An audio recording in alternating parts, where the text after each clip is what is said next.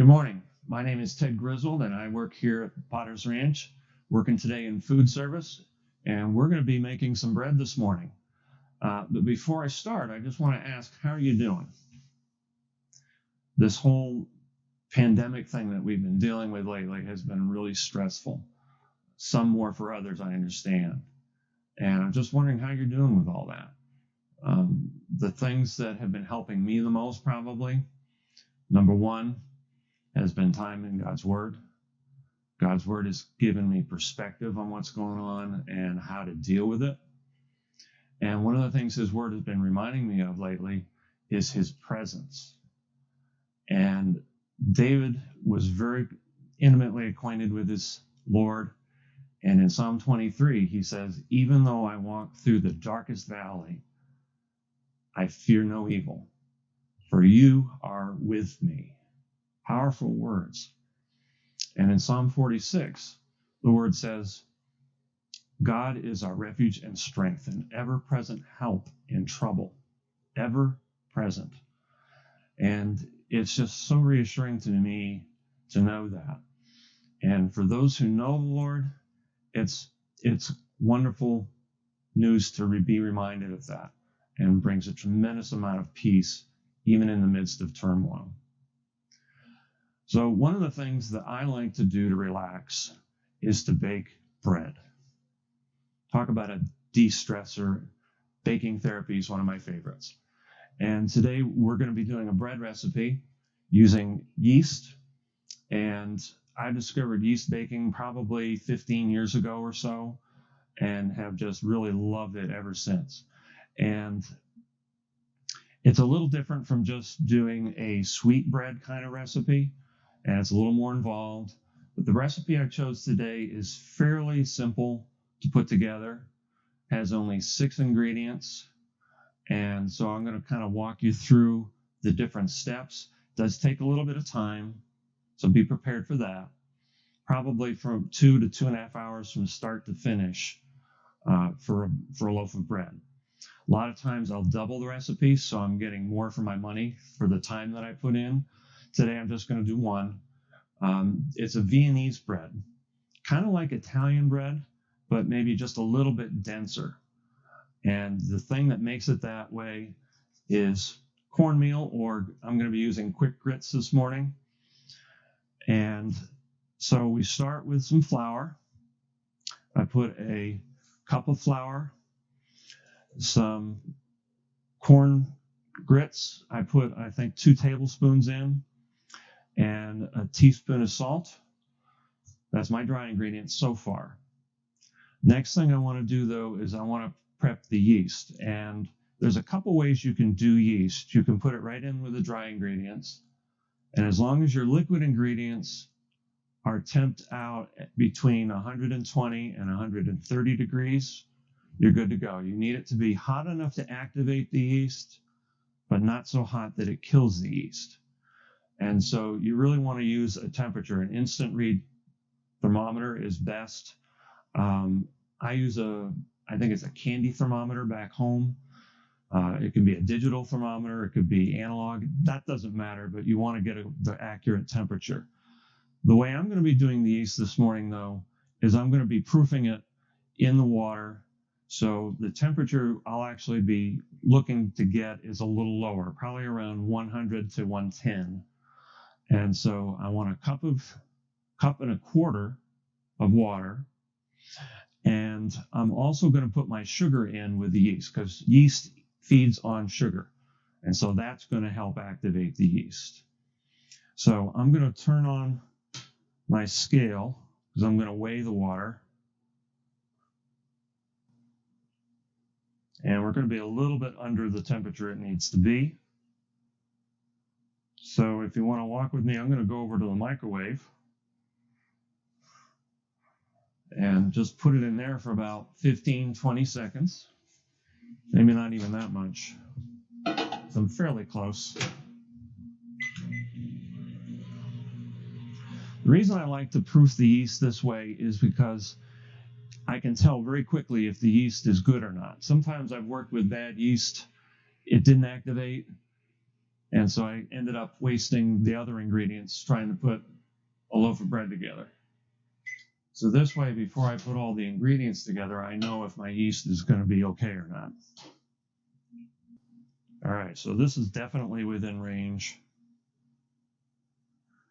I'm going to mix the yeast and the sugar in with this hot water. So walking back to my work table. I'm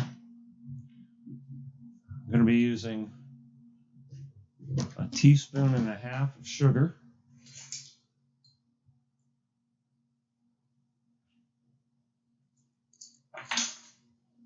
And 2¼ teaspoons of the yeast.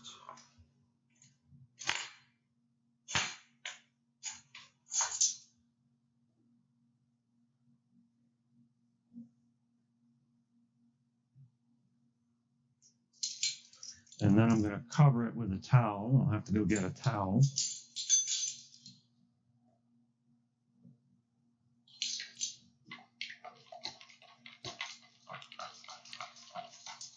And then that's just going to sit for about 5 to 10 minutes. So we'll probably take a little break here in a moment while that's proofing. So we're back, and the yeast has been proofing for about 10 minutes. And you'll see it's kind of foaming, which is a good sign. I usually like it to foam a little more than that, but I think it's probably good to go. So I'm going to mix that with the dry ingredients that I had measured earlier. Then we're going to go over to the mixer to mix those ingredients together really well.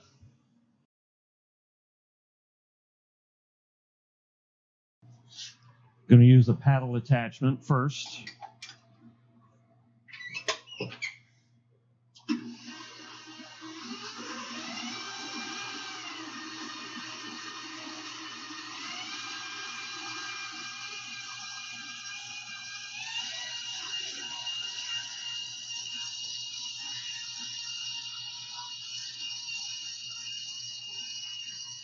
So I'm mixing it enough here to get those ingredients thoroughly mixed. But then we're going to add the rest of the flour to make a soft dough.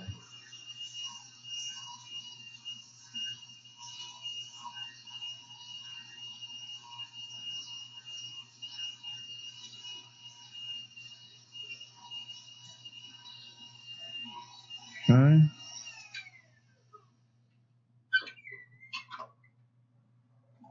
I'll take the paddle attachment off. Going to put a dough hook on. Believe it or not, I used to knead all of my breads by hand. And it's great, it works well, but this works a lot less effort. Much less effort for me. So the recipe calls for 3 3/4 cups of flour. And you may remember I only started with about 1 cup. And so when we're talking bread recipes of this kind, the amount of flour is not an exact amount. You're looking for a particular kind of consistency. So what I'm going to do is add in some flour till we've got about 3 cups in there. I'm going to start the mixer. You can't go too high of a setting on the mixer when you're kneading the dough because it'll burn out the motor if you go at a high speed. Most mixers will tell you what speed to use. For this mixer, the numbers go from 1 to 10. I'm going just to the second setting, number 2.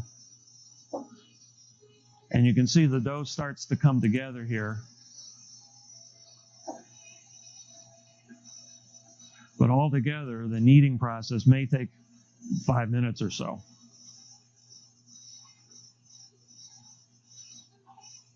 So I actually didn't add a lot more flour, but you can see how the dough has pulled away from the sides. And when I go to test it, I get a little flour on my fingers, and it should feel a little moist, but not sticky. So you notice my fingers aren't sticking to it, but it's a nice soft dough.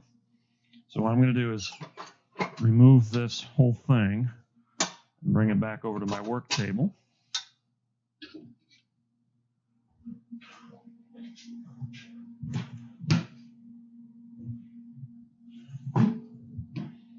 Going to remove it from the dough hook.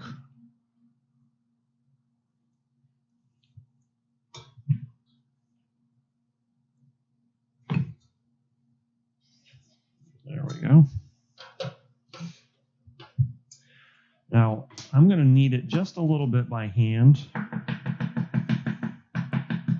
And so I'm putting a little bit of flour on my cutting board, and I'm spreading it with my bench scraper, pastry knife, dough cutter. It's got a variety of names.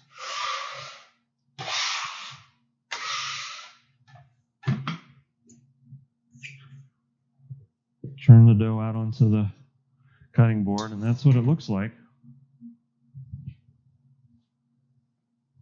Very easy to work with.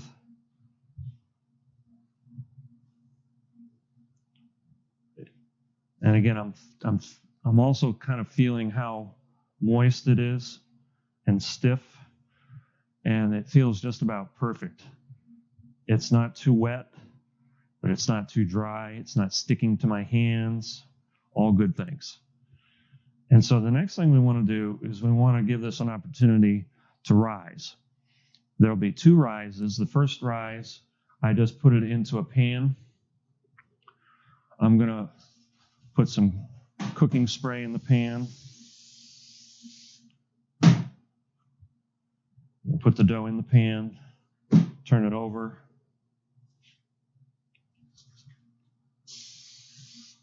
Spray it a little bit on top of it. Then all I'm going to do is cover it, and I'm going to put it in my oven. Now the oven is off. It's a cold oven, but I am going to put a pitcher of boiling water in with the bread dough. That'll warm up the environment, but there's no draft. There's no air really getting at the dough, which is good. I want it to be in a draft-free location as it's doing its first rise. So I'm going to do those things, cover it up, put it in the oven, and then we'll come back after it's had a chance to rise for a while. Hi, we're back. I'm going to check the dough after it's first rising. Before I forget, I want to let you know the recipe is a Red Star yeast recipe. So if you go to their website, you can find a recipe for Viennese bread. Another good website for recipes is breadworld.com. That's Fleischmann Yeast's website. So I'm going to get the dough out.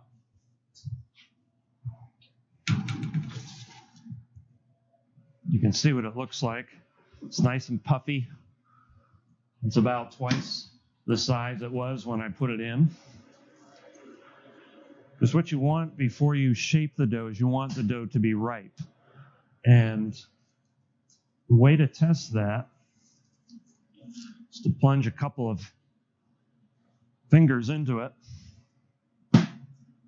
just dusting it with a little flour. And then when I pull my fingers out, the dough should not close up around where I put my fingers in. So this is good. This is what we want.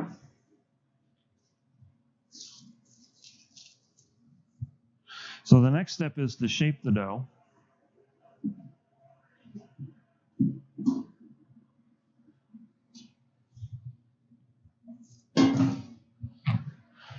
And I'm going to shape it into a long loaf like you'd see Italian bread to be. And to do that, I'm just going to gently pat it down and then going to roll it into a rectangle about 14 inches by 7. I don't measure it. I just kind of eyeball it. Helps to get a little bit of dough on the, a little bit of flour on the rolling pin so it doesn't stick to the dough. And just gently roll it out.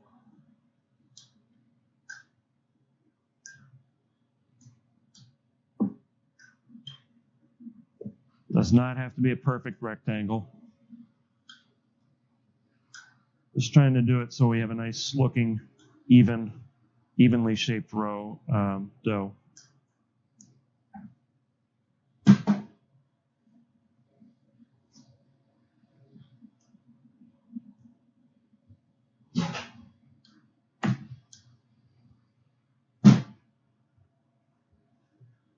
I'm going to start from the shorter side and work my way towards the other end. Now it's sticking to the board just a little bit, but I think it's going to pull away just fine. To prevent sticking to the board, just sprinkle the board ahead of time with a little bit of flour. It's actually doing pretty well now. I'm trying to roll it fairly tight.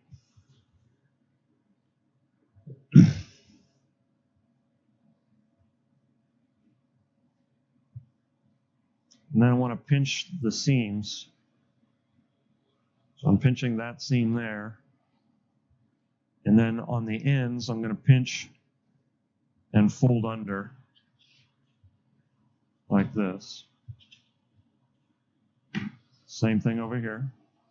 I'm going to pinch it, fold it under. Just shaping it a little bit with my scraper here.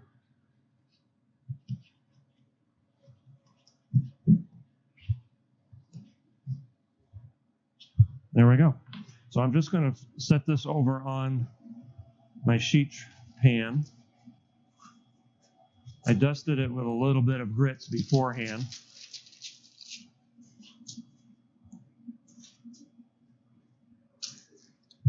Just a little bit of cooking spray on the top so it doesn't stick to the plastic wrap. And I'm going to cover this and put it back in the oven for the second rise. This might take a little less time than the first one, but all in all, about 20 minutes. The first rise, I think, was about 25 minutes. I don't remember exactly, but it was around there. So I'm going to put this back in, and then we'll check in on it again a little later. So the bread has been in the oven with my pitcher of water, and it's gone to its second rise. I pulled it out a little bit ago, and this is what it's looking like. Now, the way to test if it's ready to bake is just touch it, and if it doesn't spring back, it's ready. The indentation that you make with your finger should remain, and it's there, it's staying.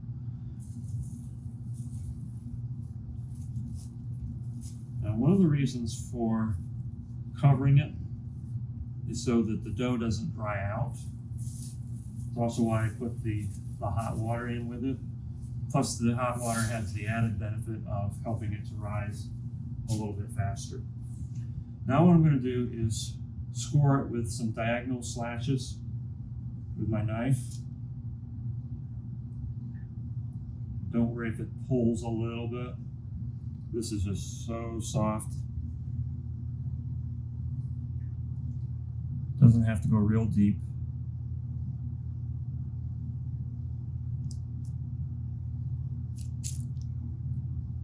I'm choosing to make 3 slashes. You can make a 4th one if you like. And then before I put it in the oven, and several times during the first 10 minutes, I'm going to spray some water on it, and that's going to give the crust a nice crustiness.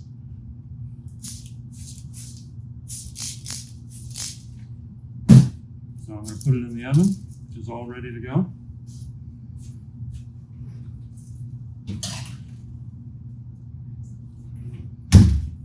Set a timer for a few minutes, and then I'll spray it again.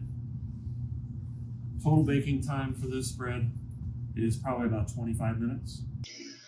So we've just taken the Viennese bread out of the oven, and I'm looking at this for color.